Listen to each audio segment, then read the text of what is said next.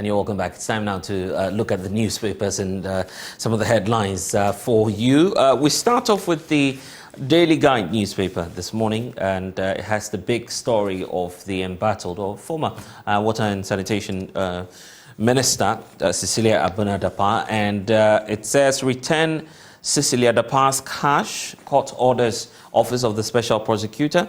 Details of that story on page 3 of the Daily Guide newspaper. And my voice is on the tape. It's also captured here, talking about COP George Alex Mensah, who's flanked by some superintendents of the Ghana Police Service, as the Speaker's Committee continues the hearing on the alleged matters relating to the leaked tape. And this is the Daily Guide newspaper talking about that very sitting, which we saw yesterday. Very charged atmosphere there when, of course, COP Alex Mensah appeared before the committee. Still on the Daily Guide newspaper, it talks about the November 4 race of the governing New Patriotic Party. There's a story about a runoff on Adainimo, but it appears that that runoff is no longer happening.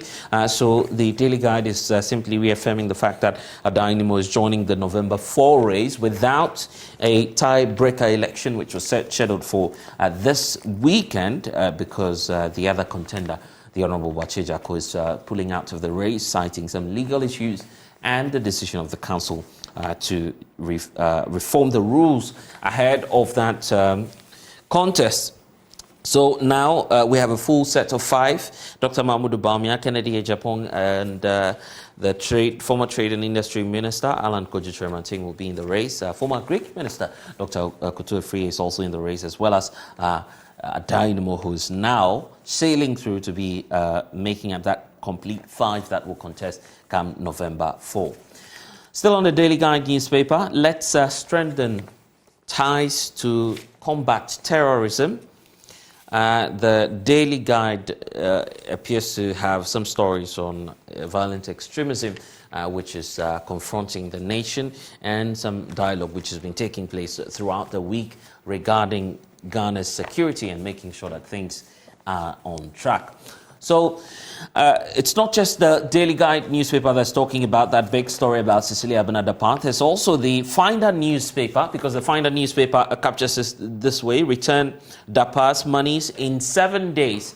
That's the additional information that we also need to tell you about, because the Finder has captured that for us, talking about the court ordering the Office of the Special Prosecutor to return the monies of Cecilia Dapaahs, some unspecified amounts of money that the OSP retrieved as part of investigations into the 1 million cash saga.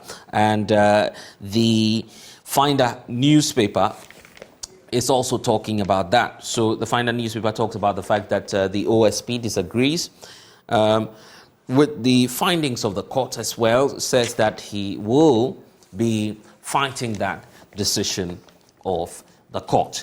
So the Finder newspaper is also talking about the cylinder recirculation model. That model is starting today, and we will see how that policy will go, because obviously it means that technically you would not be using the same cylinder that you procured yourself, except to say that all that's going to happen now is that you would find it in circulation, and probably we'll see how that model will run. But it comes to the picture of the NPA boss, Dr. Mustafa Abdul Hamid, who is on the front page of the Finder newspaper. Leaked tape on IGP edited, that's according to COP Alex Mensah. Also, it's captured here on the Finder newspaper. And Access Bank Ghana and Deloitte's partner to strengthen SMEs. The Daily Statesman, coups offer false hope. That's according to the legal luminary Kofi Abochi, who has some take on the recent developments on the African continent, the latest being Gabon. Many are scared that there may be an influx into other African countries, and particularly that the West African countries are troubled now. There's a feeling that relatively stable democracies may be affected out of the exercise. A committee tasked over Article 71 office holders, emolument, comes to the picture of the president asking the committee to also be mindful of the times in which we find ourselves. But when you have the labor law which says you cannot vary down, let's see how that will go. Otumfuo reposes confidence in the Chief Justice and the domestic debt exchange. Over 90% participation recorded. Comes to the picture of the Finance Minister. The Daily Graphic, ex gratia demands debate. That's according to President Akufo-Addo. So there you find President Akufo-Addo, exchanging pleasantries with members of the committee, including Professor Isaac Osayakuto of the Institute of Statistical, Social and Economic Research at the University of Ghana. Leak tape doctored, COP Alex Mensah alleges, or is arguing, and then court orders OSP to return Cecilia Dapaahs assets. These are some of the stories we have making the rounds this morning on the various newspapers that we have for you. Dr. Michael Adongo is an economist joining our conversation this morning. Doc, such a pleasure to be speaking to you. It's been a while, actually. Hey, yeah, it's been a while. Okay, good to be connecting with you. Let's start off with Article 71 office holders. They are preparing already, to have some recommendations made on their emoluments. When this comes up, it's a big debate very often. The president is saying, well, he's welcoming that debate. The committee obviously will be commencing their work. But looking at the times in which we find ourselves, that conversation has come up again. Do we sustain it, scrap it, reform it, or try and, amend the laws around it? What's your take on that? Yeah, it's very unsettling if you are president of the country at this time and this issue is coming. Mm-hmm. Because if you follow the historical trend, anytime this issue of Article 71 workers come out, their emoluments, and they make the decision, it triggers some industrial actions. And then you have people who had settled for lower conditions of service have decided to see reason with government in terms of the challenges we are in and taking some cuts here and there. And then Article 71 comes and is almost immoral, largely unacceptable that the same government that trumpeted hard times, difficulties with the economy and so forth, cannot bring the same argument to bear on its agencies and its actors. So, yes, the president ought not to be looking forward to a debate. He has to know that what happens in this country going forward, the peace and tranquility in the labor front is going to depend on how he's able to prevail on Article 71 workers to take the times into consideration. Do you? I don't know, but do you ever see this happening, that the committee will just recommend probably the same rate of ex gratia for Article 71 office holders, or possibly maybe just lowering it down?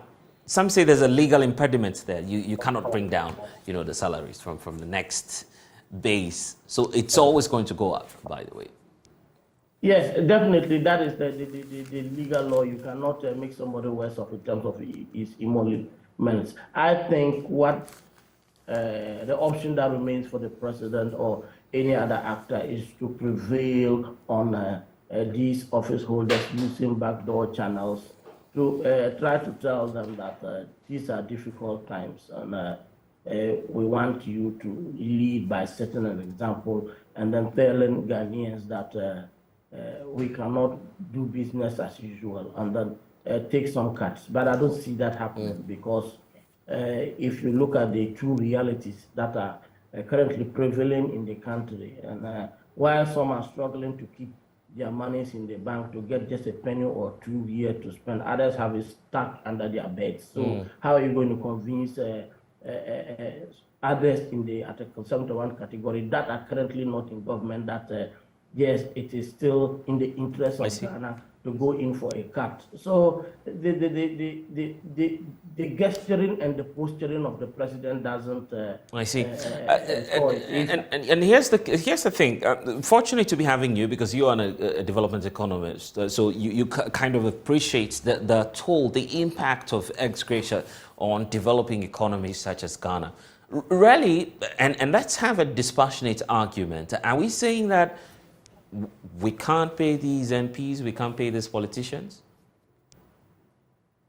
Yes, as you rightly mentioned, one the key principles in development economies is normally to look at three things: what is happening to poverty, what is happening to inequality. Those are key things.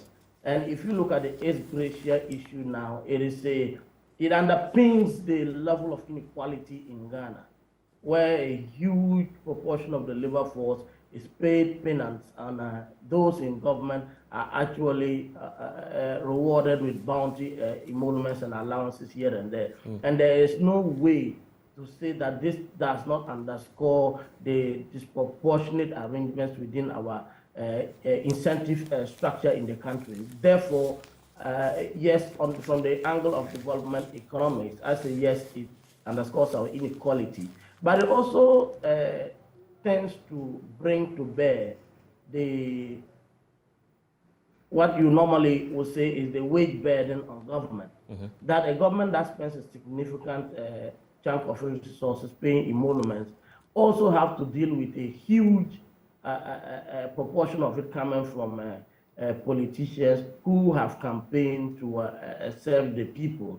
And you realize that what they take home, to me, it's not moral. It's not an issue of you are in office, you control. Sometimes government is blackmail, if I may put it that way. That when it comes to negotiations, parliamentarians grandstand with government, and in order for government to get these programs going, it has to agree. So most of the time, it's difficult. Even so, now that the differences in parliament is that razor thin, you cannot expect that government will go and say, okay, I want to look good in the eyes of Ghanaians, so take a cut. So either way you look at it, whether it's from development economic perspective, from the moral perspective, or even from the ability of the government to engage, it's not going to happen. And one of the challenges we have now is that when we have a very a hung parliament, let me put it that way, and we needed to have some consensus building, some bridgemanship going on. You have leaders in majority in parliament being cavalier and always trying to go on a showdown, if I'm allowed to use that word, with the minority side. So you don't have to, and this will indeed be and this indeed will be a great test for these NDC MPs.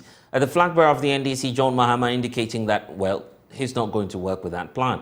Looking at the arrangements, where the committee's work might end, we will definitely at some point require parliamentary approval for the executive. But you know, looking at the arrangements, actually, it's a, you know, hand-go-hand come situation, if we can use that cliche. The president will sort out parliament. The parliament would also be expected to just sort out the president. So that's where the challenge is going to be. Yes, I think that one of the few instances in this country where we have consensus in parliament is when it comes to this ex gratia thing, and I expect history to repeat itself.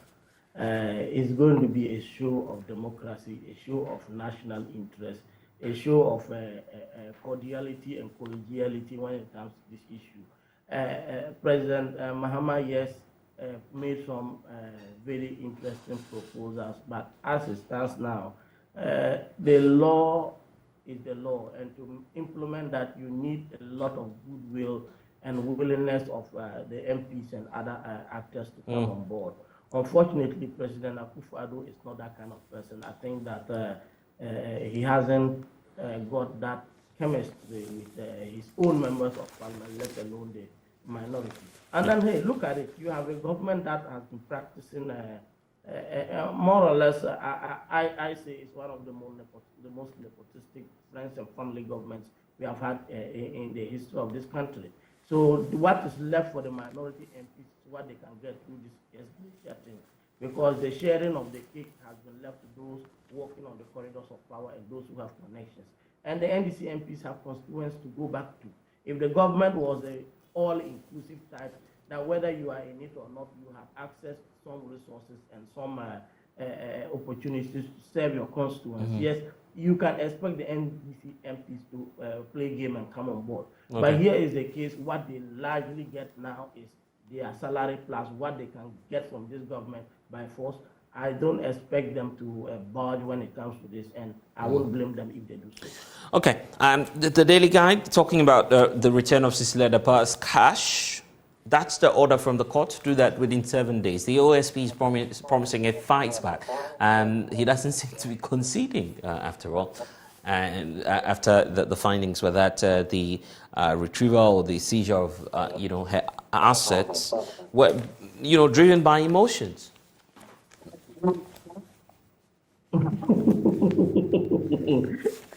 I don't want to go the way I normally go privately when I'm dealing with this issue, but I'm not a fan of the special prosecutor, because I think that he has only been successful in going after the small players and those who don't matter.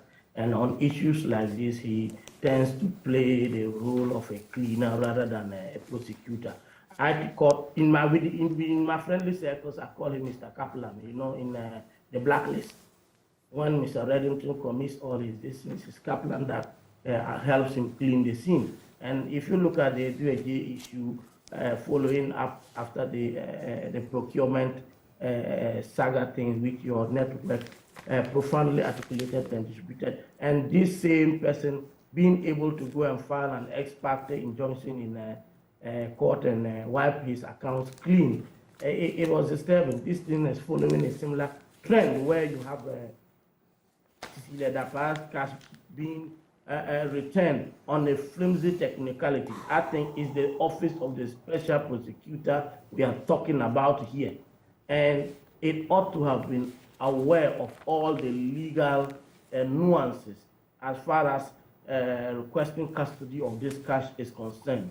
To have this case being dismissed on the grounds of technicality and given all the legal resources available to the office of the special prosecutor and his experience, I tend to think that this wasn't an oversight. Yes, I have to be careful what I'm saying, but I really am very disappointed in that issue. That one of the biggest sticking point, something that embarrasses this nation across the globe. You have even bigger embarrassment in the sense that the office of the special prosecutor misfiled the case on an issue of timing. All right. I'm particularly worried. I think that what the office of the special prosecutor is saying now and doing is just trying to save some face. I don't believe that the court is lying that he didn't file the things on time. We are in here. I hope to be wrong. I pray I am wrong. 3 newspapers talking about the same committee appearance regarding the alleged plot to take out the IGP. I mean, get him out of office.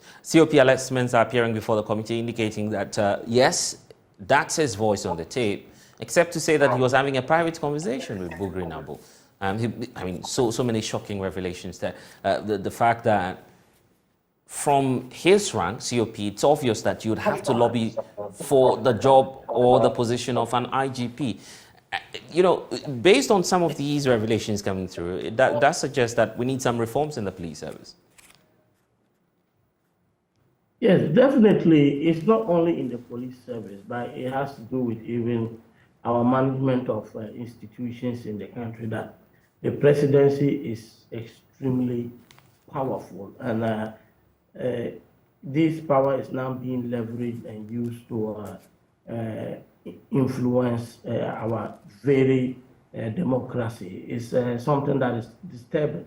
If you were an actor and someone who is in public space interested in our democracy, and you have the police in backstage discussion planning to have a system that circumvents these processes, people's engagement in their democratic duties, and thinking that the current Chief Justice, the current Commissioner of Police is not strong enough or forthright enough in working in favor of the government, you should be worried. Those in the media, those in public service, and also politicians have to be worried. I think that it's not just an issue of Buru Nabu and these three, but we ought to go down to these institutions and begin to ensure that we have systems that can engender confidence in our political landscape. Otherwise, we are headed for very, very difficult times. Now that this knowledge is on the background, the police is always going to be under scrutiny. Of course, we have realized over time that the police service has been acting as the private security of the executive branch, and this discussion just underscores it.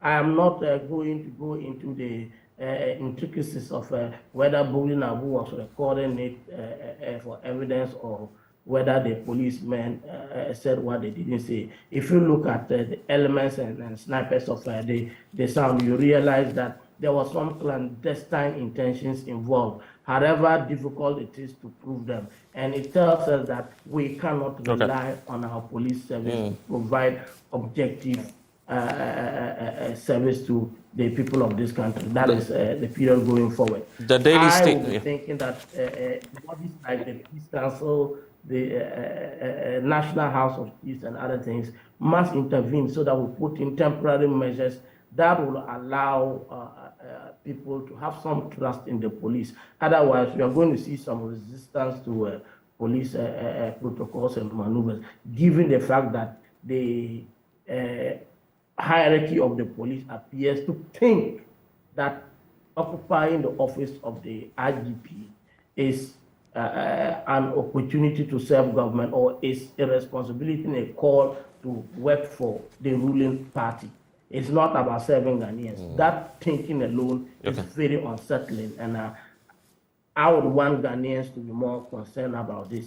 Especially, we are having movements now trying to pick it at the Bank of Ghana and so on and so forth, and the police is going to court to injunct the processes. It's very difficult to convince people that this is out of security and out for national interest, and not trying to be on the good books of government. So yes, going forward, the police has some serious work to do, and also our institutions.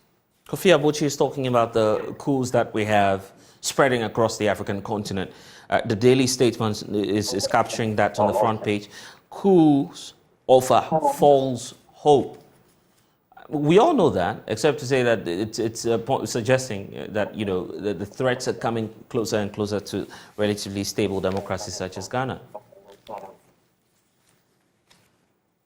Yes, if you were a democratically elected president in West Africa, or for that matter, any part of Africa now, you'll be sleeping with one eye open. And yes, I like it. Just that I don't like the coup, but I like the president being scared, because they were becoming worse than military regimes, and being very autocratic, not listening, and high-handed. So these coups are a response to our various democracies acting like military men in private clothes. That has been the case here. And many of our actors, especially our governments, have largely failed to deliver the process of democracy. So these coups, yes, I think that they kind of disrupt the situation, but they should cause us to think and settle down and look for a path to restore our continents to a democracy. I can tell you for sure that you don't expect soldiers to be benevolent for a very long time. And I agree with Kofi that this is not going to end well. Very soon we'll be on the streets if we are able to demonstrating for an end to the atrocities and injustices that military regimes are going to visit on us. So yes, on that score, I agree with Kofi Abuchi that we cannot rely on them if we, ECOWAS and the other regional bodies, do not adopt a middle ground where they drop this mantra of intervening militarily and working with these soldiers to know that, okay, you have just a limited time to restore constitutional order. Otherwise, when the whole of West Africa is taken over by soldiers, we are going to have. And I was just having this conversation. Yes, I was just having this conversation the other time, talking about how we have a unique trend in all of these military takeovers. You find the citizenry jubilating and coming out on the streets to celebrate the military each time there's a takeover. That's unheard of, actually. Yes, I think just a couple of weeks ago, I participated in a West African conference on Niger. And the consensus was that it follows hopelessness after the independence wave that swept across the country, and people were expecting that we would have both political freedom and economic freedom, access to manage our economies the way we deem fit. But we have realized that, and I even think that Kwame Nkrumah realized it when he made a statement that seek ye first political kingdom and everything will be added to it. We have gotten the political freedom, but everything has not been added, and it has always been getting worse. You realize that the West too has largely supported and bolstered governments that work for their interests rather than for their citizenry. So across the West African countries, when you have Democrats changing the constitution and running for third terms, they did nothing. When you had governments that were extremely corrupt and mismanaging the nation's resource, the West did nothing. And the hopelessness that grew out of these democratic arrangements has increased pressure. I frequent Niger a lot. I'm a visiting scholar to Abdul Mumini University. So I go there 2-3 times a year and I teach. I have students there currently. I'm supervising. And when you walk on the streets of Niger, you realize that this was just a matter of time. The West was highly unwelcome there. The soldiers were unwelcome there. And when you see the general population perceiving the military there as some people who were there killing their brothers and sisters, the anger was up there. Inequality in Niger is unbelievable. You just cannot believe. The city of Niamey was just booming with business, high-end hotels and business centers that you can put anywhere in the world and it will fail. Yet when you just go a few kilometers outside the capital, you have abject poverty. I mean, can you imagine that we traveled about 20-30 kilometers under heavy military guard just to go and commission a few solar panels so that people could gather in the community and charge phones? Really? It's called a sekuku. Wow. Yes, just we went in the presence of the Speaker of Parliament. He had come to that program, and we had to go and commission solar panels. And no need, we came along with a whole contingent partners from Germany and Europe and so on. And I was like, a country that powers France is celebrating over a few solar panels.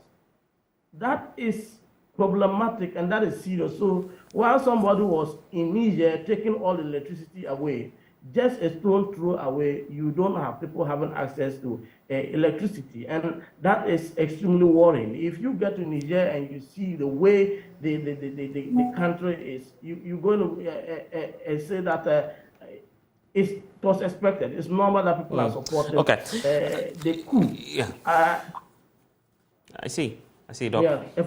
Very touching. But unfortunately, we've run out of time. I can imagine you having that first-hand experience of what's happening in Niger. We're not by any means endorsing military takeover. I guess this is just a wake-up call to our leaders. No. To our leaders, definitely. Thank you, Doc. I'm sure that we'll meet again. Nice having you this morning. Yeah, it's a pleasure talking to you. I haven't seen you for a very long time. I'll get to Accra one of these days, and then after a long day, maybe we'll get to hang out. Yeah, all right.